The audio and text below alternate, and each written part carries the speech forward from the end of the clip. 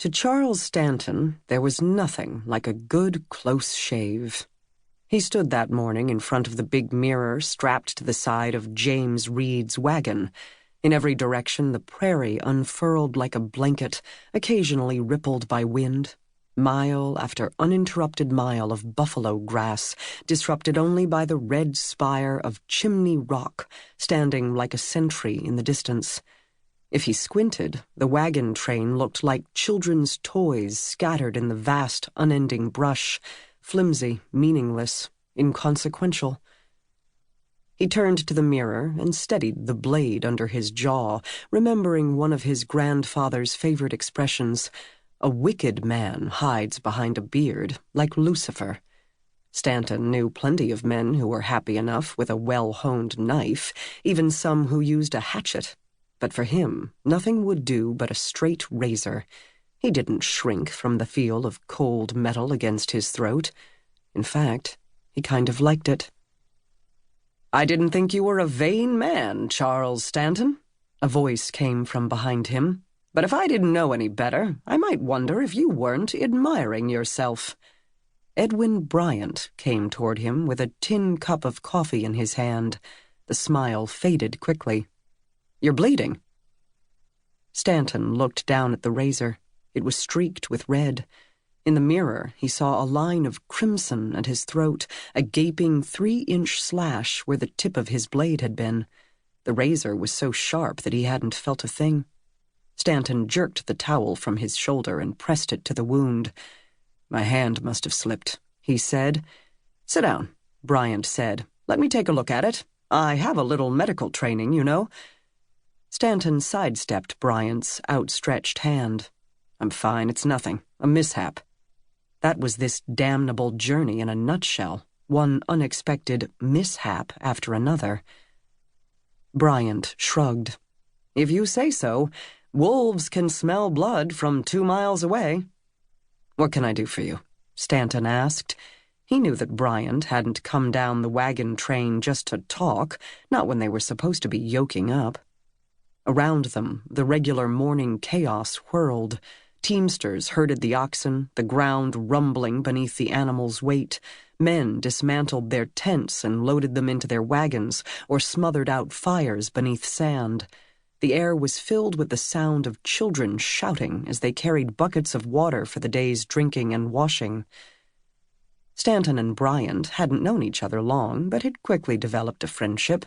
The party Stanton had been traveling with prior, a small wagon train out of Illinois consisting mostly of the Donner and Reed families, had recently joined up with a much larger group led by a retired military man, William Russell, outside Independence, Missouri.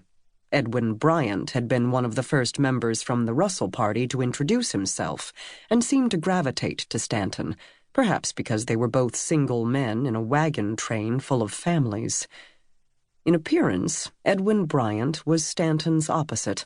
Stanton was tall, strong without trying to be. He had been complimented on his good looks his entire life.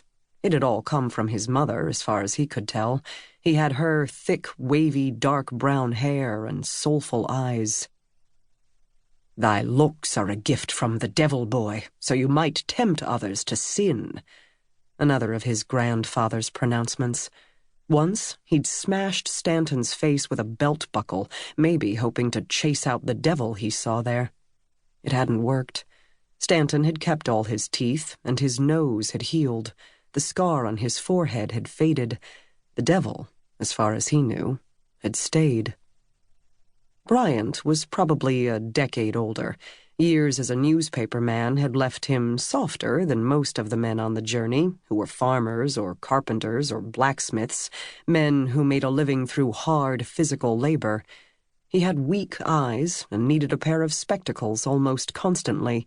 He had a perpetually disheveled air, as though his thoughts were always elsewhere. There was no denying that he was sharp, though, probably the smartest man in the party. He'd admitted to having spent a few years as a doctor's apprentice when he was very young, though he didn't want to be pressed into service as the camp physician. "Take a look at this." Bryant kicked a tuft of vegetation at their feet, sending up a puff of dust. "Have you noticed? The grass is dry for this time of year." They had been traveling on a flat plain for days now, the horizon a long stretch of tall prairie grass and scrub. Flanking the trail on either side in the distance, sand hills of gold and coral rose and fell, some craggy as fingers, pointing directly to heaven. Stanton crouched low and pulled a few strands of grass. The blades were short, no more than 9 or 10 inches long, and were already faded to a dull brownish green. "Looks like there was a drought not too long ago," Stanton said. He stood, smacking the dirt off his palms, looking toward the far-off hazy purple scrim. The land seemed to stretch on forever. "And we're just entering the plain," Bryant pointed out. His meaning was clear. There might not be enough grass for their oxen and livestock to eat. Grass, water, wood, the 3 things a wagon train needed. "Conditions are worse than we thought they'd be, and we've got a long way to go. See that mountain range off in the distance? That's just the beginning, Charles. There are more mountains behind those, and desert and prairie, and rivers wider and deeper than any we've crossed so far, all between us and the Pacific Ocean." Stanton had heard this litany before. Bryant had said little else ever since they had come across the trapper's shack at Ash Hollow 2 days ago. The empty shack had been turned into a frontier outpost of sorts for the pioneers crossing the plains, who had taken to leaving letters behind for the next eastbound traveler to carry to a real post office for delivery onward. Many of these letters were simply folded pieces of paper left under a rock in the hope that they would eventually reach the intended recipient back home. Stanton had been strangely comforted by the sight of all those letters. They had seemed a testament to the traveler's love of freedom and desire for greater opportunity, no matter the risk. But Bryant had gotten agitated. "Look at all these letters. Must be dozens of them, maybe 100. The settlers who wrote them are ahead of us on the trail. We're among the last to head out this season, and you know what that means, don't you?" he'd asked Stanton. "We might be too late. The mountain passes will be closed off by snow come winter, and winter comes early in higher elevations." "Patience, Edwin," Stanton said now. "We've barely put independence behind us." "Yet here it is the middle of June. We're moving too slowly." Slinging the towel back over his shoulder, Stanton looked around him. The sun had been up for hours, and yet they hadn't broken camp. All around him, families were still finishing their breakfasts over the remains of their campfires. Mothers stood dandling babies in their arms as they swapped gossip. A boy was out playing with a dog instead of herding the family's oxen in from the field. "Can you blame them on such a fine morning?" he asked lightly. After weeks on the trail, no one was anxious to face another day. Half the men were only in a hurry when it came time to break out the jug of mash. Bryant only frowned. Stanton rubbed the back of his neck. "Anyway, Russell is the man to talk to." Bryant grimaced as he stooped to retrieve his coffee cup.